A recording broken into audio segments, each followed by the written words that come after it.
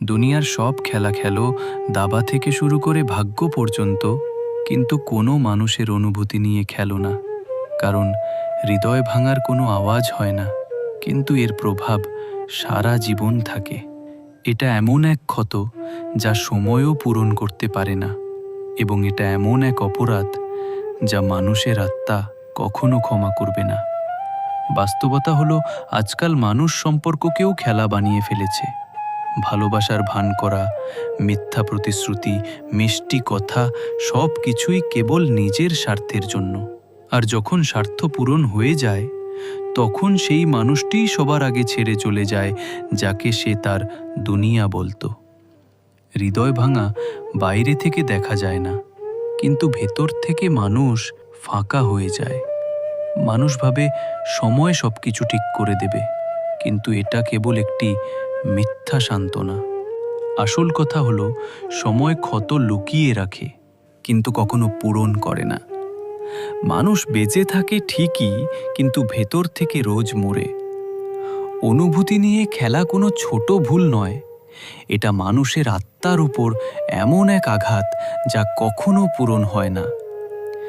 যে সত্যি মন থেকে ভালোবেসেছে, সে আর কখনো আগের মতো হতে পারে না। তার বিশ্বাস ভেঙে যায়, তার ভালোবাসার কদর শেষ হয়ে যায়, এবং সে সারা জীবন সেই কষ্ট নিয়ে বাঁচতে বাধ্য হয়। সবচেয়ে বড় তেতো সত্যি হলো, যখন মানুষ কারো অনুভূতি নিয়ে খেলে, তখন তাদের মনে হয় তারা জিতে গেছে। কিন্তু সত্যি কথা হলো, তারা কেবল একটি মানুষকে জ্যান্ত লাশ বানিয়ে দিয়েছে। সেই মানুষটি বাইরে থেকে হেঁটে বেড়াতে দেখা যায়, কিন্তু তার আত্মা ভেতর থেকে শেষ হয়ে যায়। মনে রেখো, জীবনের সব ভুল ক্ষমা হতে পারে, কিন্তু হৃদয়ের সাথে খেলা করা খেলা কখনো ক্ষমা হয় না। কারণ এটা কেবল প্রতারণা নয়, এটা কারো পুরো আত্মাকে ধ্বংস করে দেওয়া।